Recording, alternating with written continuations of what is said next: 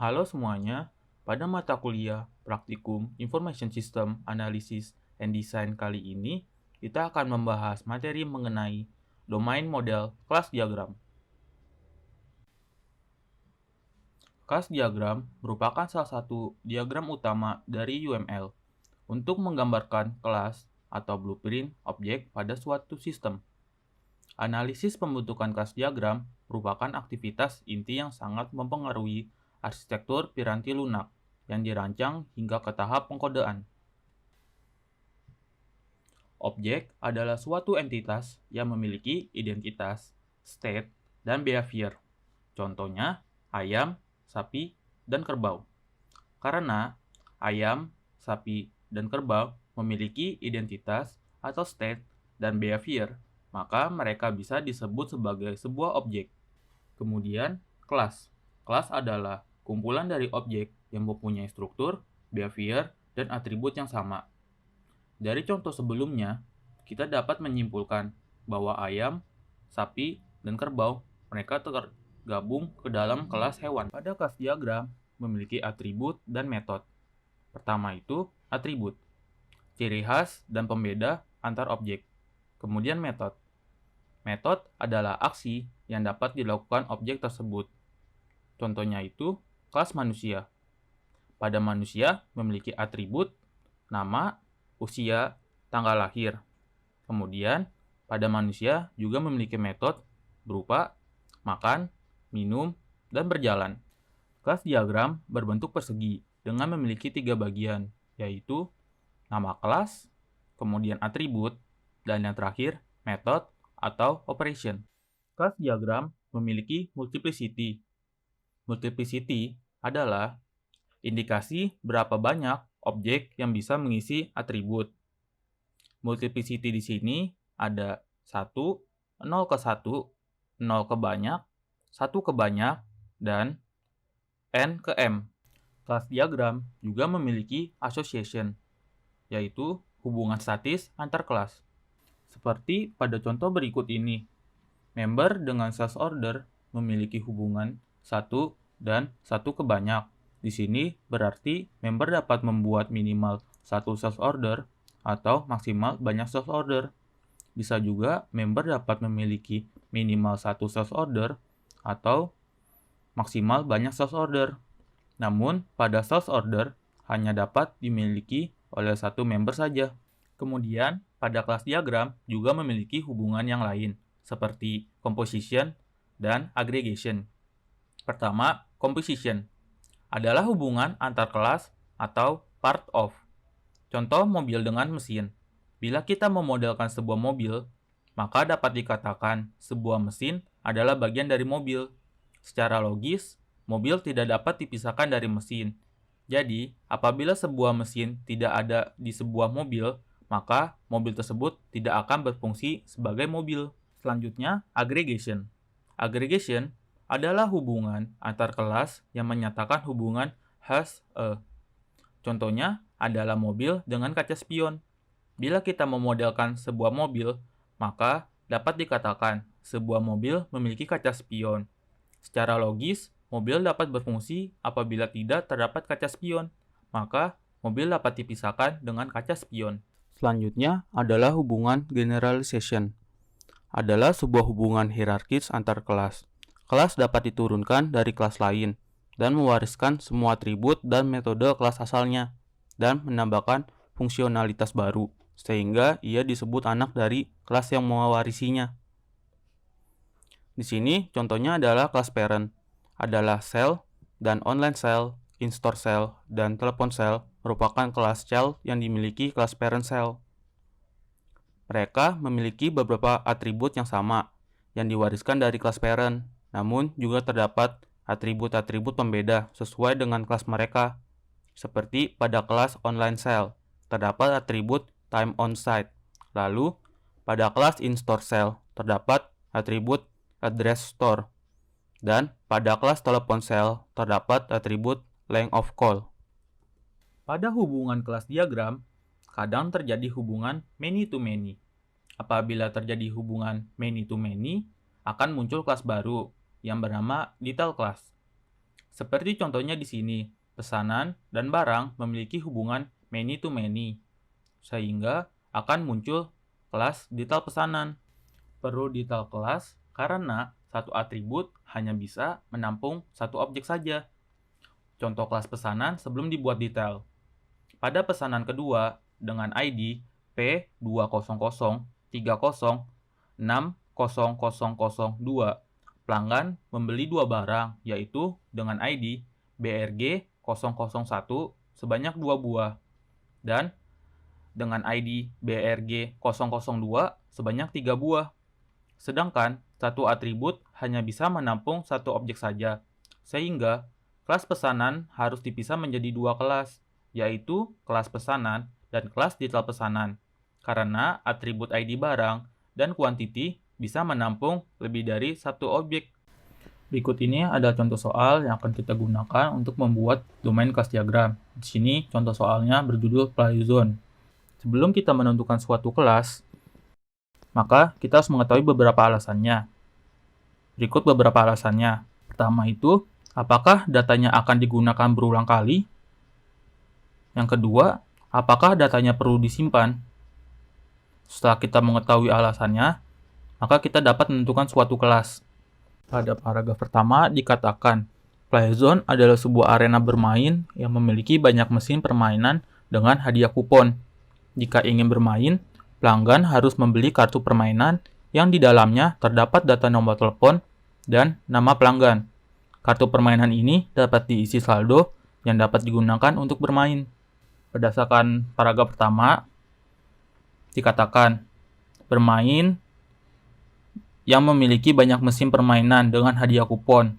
Berarti di sini kita membutuhkan kelas bernama mesin permainan karena mesin permainan datanya akan digunakan berulang kali. Kemudian apa saja sih atribut yang dimiliki oleh mesin permainan? Sebelum kita menentukan atribut yang lain, kita perlu menentukan suatu ID. Kenapa kita memerlukan ID? Dikarenakan setiap kelas akan mempresentasikan banyak objek, sehingga kita memerlukan atribut unik untuk membedakan objek-objek pada kelas tersebut. Oleh karena itu, di sini kita menggunakan ID sebagai pembeda. Jadi di sini pada kelas mesin permainan, yang pertama itu ada ID mesin. Kemudian, setiap mesin permainan itu mempunyai harga masing-masing. Maka atribut selanjutnya itu harga permainan. Selanjutnya dikatakan di contoh soal. Pada paragraf pertama, mesin permainan dengan hadiah kupon. Berarti di sini kita menyimpan data hadiah kuponnya berapa. Di sini atributnya itu jumlah kupon yang didapatkan. Kemudian, tiap mesin itu pasti mempunyai suatu kondisi. Apakah mesin tersebut sedang diperbaiki atau mesin tersebut sedang rusak. Maka kita memerlukan atribut status. Selanjutnya kita menentukan kelas yang lain. Di paragraf tersebut dikatakan, pelanggan harus membeli kartu permainan yang di dalamnya terdapat data nomor telepon dan nama pelanggan. Berarti di sini kita menyimpan data kartu. Maka kita membuat kelas kartu karena datanya tersebut akan disimpan. Berarti kelas kartu. Jangan lupa, setiap kita menentukan suatu kelas, kita menentukan atribut pertama, si ID.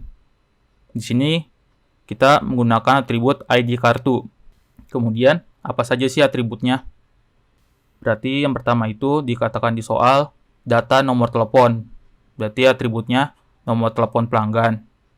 Kemudian dikatakan lagi nama pelanggan. Selanjutnya, di kalimat selanjutnya dikatakan kartu permainan ini dapat diisi saldo yang dapat digunakan untuk bermain. Maka otomatis kartu tersebut menyimpan saldo yang dimilikinya. Maka terdapat atribut saldo kartu. Kemudian kartu tersebut juga mempunyai kondisi. Apakah kartu tersebut rusak? Maka terdapat status, atribut status. Pada kalimat terakhir dikatakan, kartu permainan ini dapat diisi saldo. Maka akan muncul transaksi.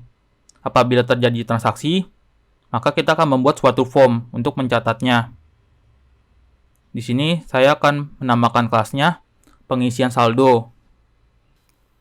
Jangan lupa, setiap kita menentukan suatu kelas, kita menemukan atribut pertama kali itu ID. Berarti di sini ID pengisian saldo.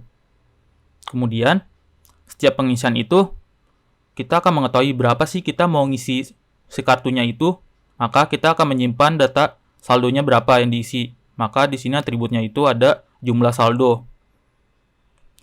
Kemudian kita harus mengetahui juga karena ini form transaksi, maka kita akan membuat tanggal. Karena kita harus mengetahui kapan sih pengisian saldonya dilakukan, maka kita akan membuat atribut tanggal pengisian. Selanjutnya, perhatikan paragraf kedua. Untuk bisa bermain, pelanggan cukup menggesek kartu di mesin permainan, dan saldo akan berkurang secara otomatis. Selesai bermain, kupon pelanggan akan langsung terupdate di dalam kartu yang telah gesek di awal permainan. Perhatikan kalimat pertama atau kalimat awal. Untuk bisa bermain, pelanggan cukup menggesek kartu di mesin permainan, dan saldo akan berkurang secara otomatis. Berarti, maka akan muncul form permainan yang akan mencatat transaksi ketika pelanggan menggesek kartu ke mesin permainan. Maka di sini saya akan membuat kelas form permainan. Yang pertama ditentukan yaitu atribut ID. Di sini atributnya itu ID form permainan. Kemudian, karena ini form transaksi, maka kita akan mencatat tanggalnya, kapan transaksi itu terjadi. Maka terdapat atribut tanggal bermain. Kemudian, terdapat atribut kupon permainan. Karena kita akan mengetahui berapa kupon yang didapatkan setelah bermain. Selanjutnya, terdapat atribut saldo permainan. Dikarenakan setiap transaksi permainan itu akan mencatat berapa sih saldo yang akan berkurang secara otomatis. Selanjutnya, atribut yang terakhir pada form permainan yaitu status. Karena bisa saja ketika melakukan permainan tidak terinput ke dalam form permainan.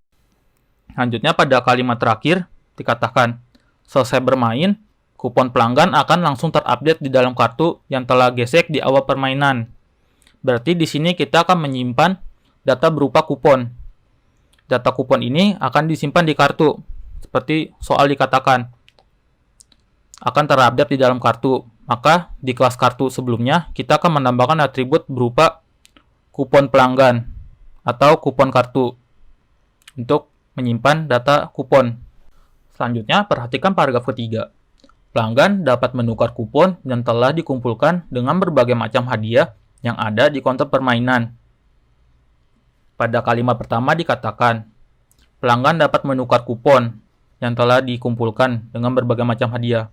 Berarti di sini terjadi transaksi, yaitu penukaran kupon. Maka kita akan membuat kelas penukaran kupon. Atribut yang pertama itu jangan lupa ID. Di sini ID penukaran kupon.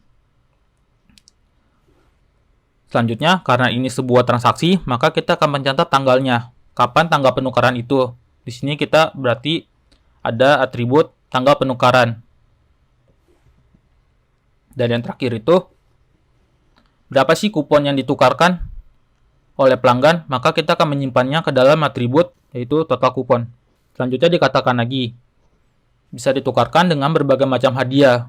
Berarti di sini kita terdapat kelas hadiah, karena hadiah tersebut akan digunakan berulang kali datanya.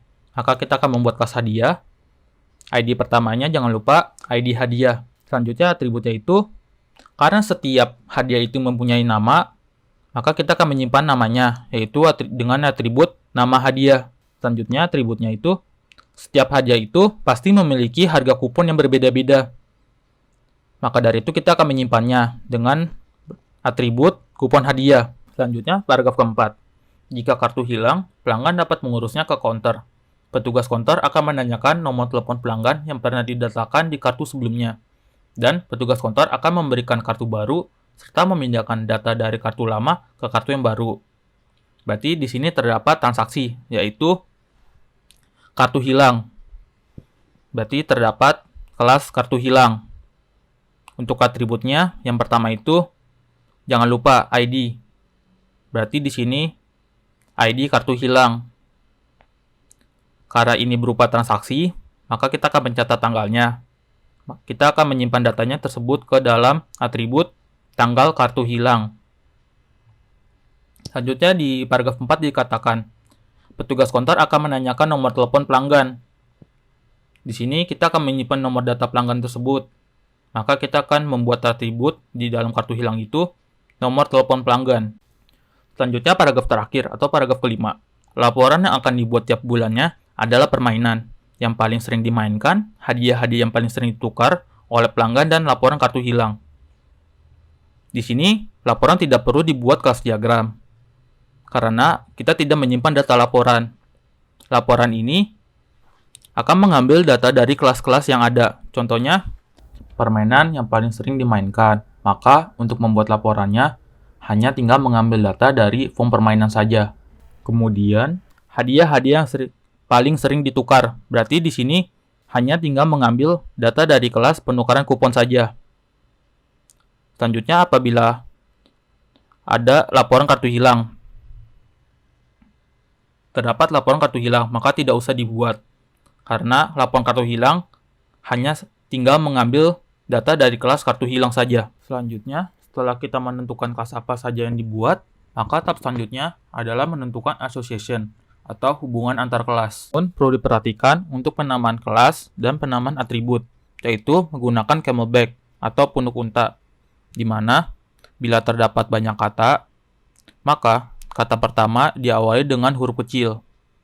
Selanjutnya, kata selanjutnya itu diawali dengan huruf besar. Contoh di sini, tanggal penukaran.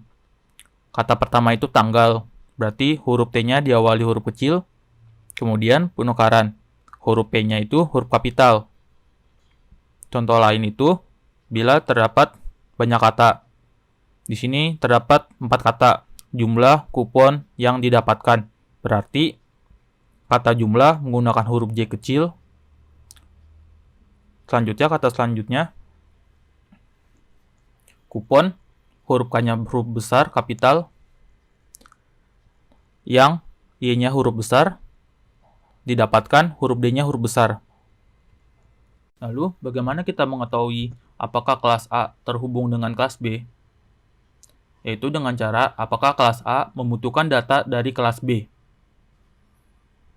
Menurut contoh soal, dikatakan, pengisian saldo ini akan mengupdate otomatis saldo yang ada di kartu. Maka dari itu, pengisian saldo ini membutuhkan data dari kelas kartu. Maka mereka saling terhubung.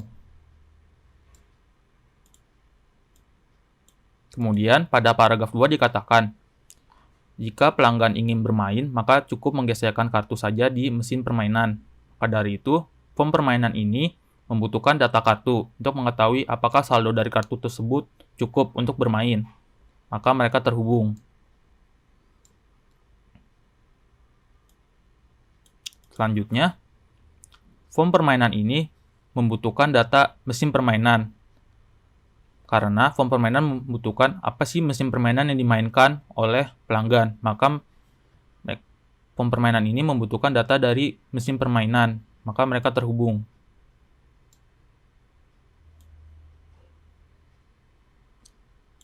Selanjutnya, pada paragraf 3 dikatakan, pelanggan dapat menukarkan kupon yang telah dikumpulkan. Maka, pada transaksi penukaran kupon, kita membutuhkan data kartu untuk mengetahui berapa kupon yang dimiliki oleh pelanggan. Maka dari itu, penukaran kupon terhubung dengan kelas kartu. Selanjutnya, penukaran kupon membutuhkan data hadiah. Apa aja sih hadiah yang ingin ditukarkan oleh pelanggan? Maka, penukaran kupon itu terhubung dengan kelas hadiah. Selanjutnya, pada paragraf 4 dikatakan, apabila kartu pelanggan hilang, maka dapat melaporkannya ke kasir dengan menyebutkan nomor telepon pelanggan. Kemudian, kasir akan memindahkan kartu yang lama ke kartu yang baru. Maka dari itu, pada transaksi kartu hilang, membutuhkan data dari kartu untuk menyocokkan apakah nomor telepon pelanggan sama dan untuk memindahkan data dari kartu tersebut ke kartu yang baru. Maka dari kelas kartu terhubung ke kartu hilang.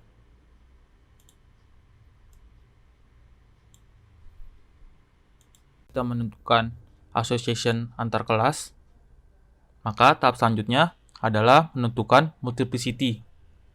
Menentukan multiplicity di dekat kartu.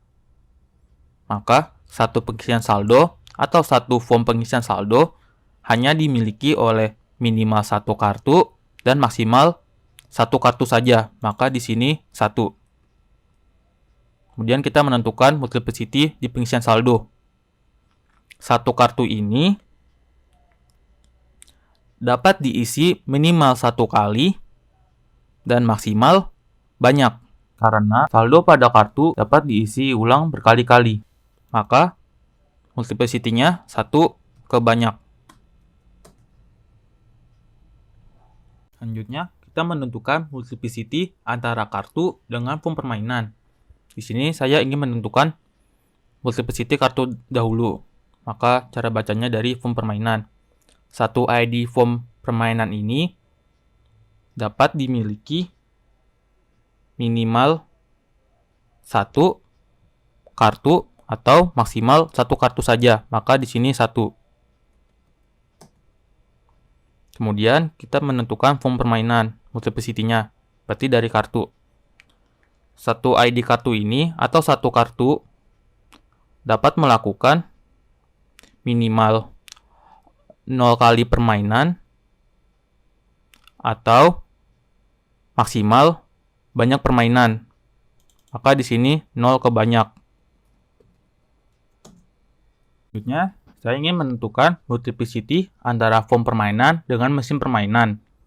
Di sini saya ingin menentukan untuk form permainan dulu. Berarti cara bacanya dari mesin permainan. Satu ID mesin ini bisa dimiliki minimal 0 form permainan dan maksimal banyak form permainan. Bisa saja tidak muncul di form permainan, atau bisa juga muncul di banyak form permainan. Maka multiplicity-nya 0 ke banyak. Selanjutnya, saya ingin menentukan multiplicity di mesin permainan. Berarti cara bacanya dari form permainan. Satu form permainan ini bisa dimiliki minimal 1 mesin permainan dan maksimal hanya 1 mesin permainan saja. Berarti multiplicity-nya 1. Di sini saya ingin menentukan multiplicity antara kartu dengan penukaran kupon. Di sini saya ingin menentukan kartu terlebih dahulu. Berarti cara bacanya dari penukaran kupon. Satu form penukaran kupon atau satu ID penukaran kupon ini hanya dimiliki oleh minimal 1 kartu saja dan maksimal 1 kartu saja. Berarti di sini 1. Kemudian untuk menentukan penukaran kupon berarti dari kartu. Satu kartu ini dapat melakukan penukaran kupon itu minimal 0. Bisa aja dia nggak melakukan penukaran. Kemudian maksimalnya itu dia bisa banyak melakukannya. Jadi bisa menukarinya 3, 5. Berarti di sini 0 ke banyak. Selanjutnya, multiplicity untuk penukaran kupon dengan hadiah. Di sini saya ingin menentukan penukaran kupon dahulu. Maka dari hadiah bacanya. Satu hadiah atau satu ID hadiah ini dapat dimiliki oleh minimal 1 penukaran kupon dan bisa dimiliki maksimal banyak penukaran kupon. Maka di sini 1 ke banyak. Selanjutnya multiplicity di hadiah, berarti dari penukaran kupon. Satu penukaran kupon ini, 1 kali penukaran kupon dapat menukarkan minimal 1 hadiah dan maksimal banyak hadiah. Jadi sekali penukaran ini dia minimal itu bisa dapat 1 hadiah atau bisa banyak hadiahnya. Berarti di sini 1 ke banyak. Lalu apabila menemukan hubungan many to many, maka akan muncul suatu kelas yang bernama detail class. Maka di sini muncul kelas detail. Di sini saya menamakannya detail penukaran. Karena kelas detail ini menjelaskan detail dari penukaran yang terdapat banyak hadiah di dalamnya. Untuk atribut yang terdapat di detail penukaran itu adalah masing-masing dari ID yang terjadi many to many. Di sini berarti ID penukaran kupon dan ID hadiah.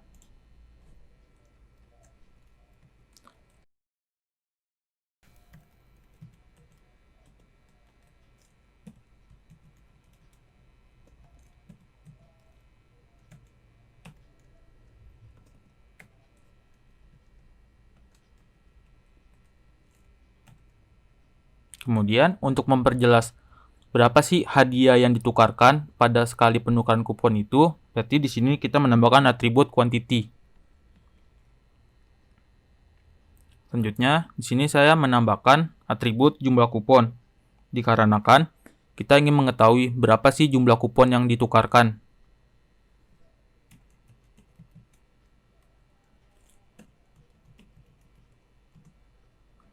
Setelah membuat kelas detail beserta atributnya, maka hubungan yang terjadi many to many dihapus.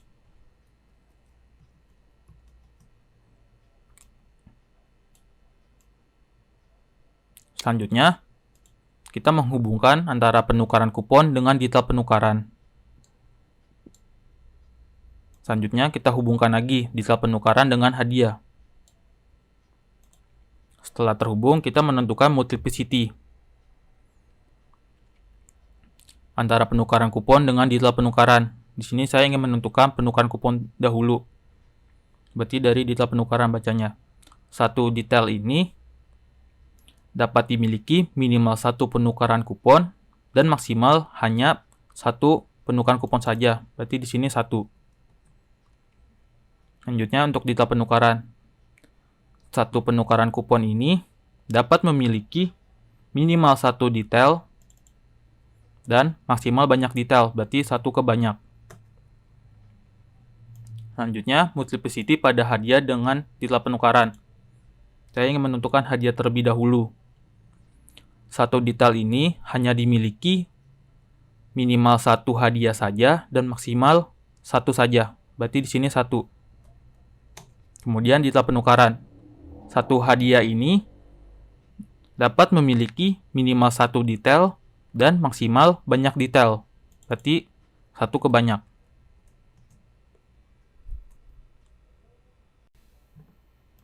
Setelah itu, saya ingin menentukan multiplicity antara kartu hilang dengan kartu. Di sini saya ingin menentukan kartu terlebih dahulu. Maka dari kartu hilang. Satu form kartu hilang ini hanya dimiliki oleh minimal satu kartu dan maksimal satu kartu saja. Maka di sini satu. Kemudian untuk multiplicity di kartu hilang, maka satu kartu ini dapat memiliki minimal 0 kartu hilang dan maksimal banyak kartu hilang. Bisa saja ia tidak pernah hilang kartunya, bisa saja ia berkali-kali hilang, makanya 0 ke banyak.